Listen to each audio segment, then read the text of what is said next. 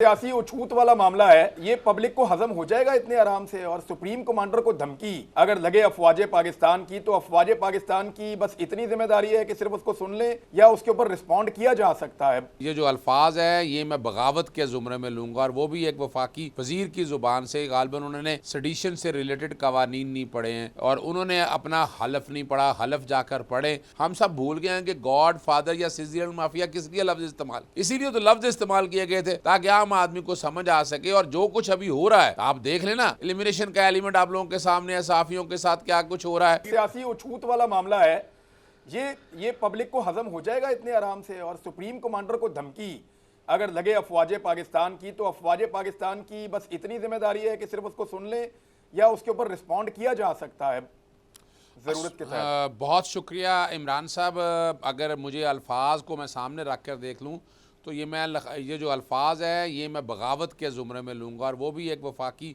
वज़ीर की ज़ुबान से। गालिबन उन्होंने सेडिशन से रिलेटेड कवानीन नहीं पढ़े हैं और उन्होंने अपना हलफ नहीं पढ़ा, हलफ जाकर पढ़े।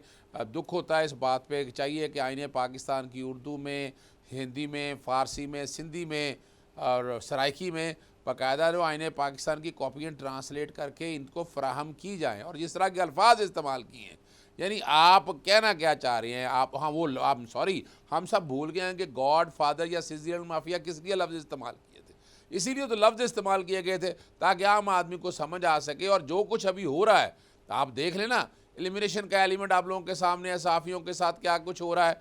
और जो लोग ज़ुबान अगर वो बात करना चाह रहा है, भाई वो आइन और कानून के मुताबिक इस्तेहकाक दिया है ना आपको। आप कौन होते हैं? आपने शायद आइन पाकिस्तान पढ़ा नहीं। जब आइन में एक प्रोसेस प्रोवाइड किया है तो उसके मुताबिक काम करना है। अच्छा, आपको कहाँ से पता चल गया कि जनाब को नोटिफाई नहीं होना? यानी इस तरह की बातें दे के आप लोगों ने तो बड़ी तकलीफ पहुंचाई है कि एक आम आदमी को कि इतने अहम ओहदे की सिलेक्शन के हवाले से आप इतनी बदनीति का एलिमेंट शो करेंगे। इसका तो मतलब है कि कुछ तो है ना कि जिसकी पर्दादारी है, कुछ तो है ना जो दाल में काला है, जो कौम के सामने हम नहीं रखना चाहते। और अगर इस तरह की बातें पे नहीं, 4 काम ऐसे हुए हैं इमरान साहब, वो बड़े तकलीफ दे बात है। अगर आपने कोई किसी से मुशावरत करनी भी है तो बंद कमरों में करें। आप कह रहे हैं कि जनाब जाकर नवाज शरीफ से, भाई कन्विक्टेड से, इश्तिहारी से 2 दफ़ा इश्तिहारी हो चुका है और लंदन में बैठकर कर रही है। भाई लंदन हमारा मुल्क है भाई, ये काम तो सारे पाकिस्तान के अंदर होने चाहिए और वो वहाँ बैठकर हो रही हैं, ये भी एक तकलीफ दे बात है। फिर दूसरा जो है, यहाँ बैठकर पता चल रहा है जनाब कि वो जमीयत उलमा इस्लाम से यस देनी है। अच्छा, उन्होंने क्या देनी है? अगर उनसे मशवरा लेना है तो वाई नॉट इमरान खान? अगर आप ये बातें कहें कि आपने सारे इत्तेहादियों को भी, कौन से इत्तेहादिया आ गए इसमें? कहाँ लिखा है इनमें इत्तेहादियों ने मशवरा देना है? यहाँ वज़ीर आज़म ने करना है। अगर आप वाकई चाहते हैं कि आइन की पासदारी हो तो फिर कौम को जवाब दें। ये मत बनाएं बहुत बेवकूफ़ कौम को बैठ के कि जनाब वो गली में बैठा बदमाश हो, जनाब वो बैठ के इतने अहम ओहदे की सिलेक्शन में उसका किरदार होगा। और दूसरा जो है, जब आपने खुद आपका आइन और कानून फराहम करता है कि इश्तिहारी की कोई हैसियत नहीं है, एक इश्तिहारी के राइट्स कोई नहीं है, और वो आदमी कि जिसको सियासी जमात का, ये नहीं हम क्या कोई सियासी जमात का सरबराह लगाने लगे? खुदारा मुझे बड़ी तकलीफ और दिक्कत हुई इस बात के लिए कि ये नहीं वो है पाकिस्तानी फ़ौज या ऐसे वो इदारा है कि पूरी दुनिया में उंगली नहीं उठा सकता उसके अगेंस्ट।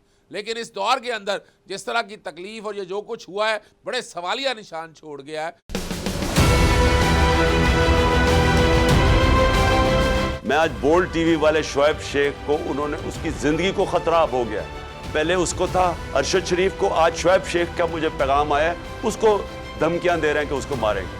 इस सिर्फ के बोल्ड टीवी हमें उठा रहा है। बोल्ड ने हमेशा हक और सदाकत का साथ दिया, सच के साथ खड़ा रहा। हम हैं मिसाल अब्र, मगर इस हवा से हम डर कर सिमट ही जाएंगे, ऐसे भी हमने। बड़ी मुश्किलात, बड़े बड़े चैलेंजेस, सिर्फ बोल खड़ा रहा, बोल डटा रहा।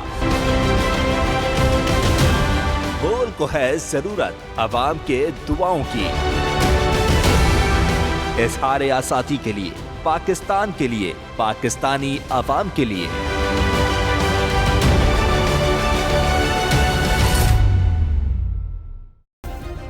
सब्सक्राइब करें और बेल दबाएं ताकि कोई खबर रह न जाए।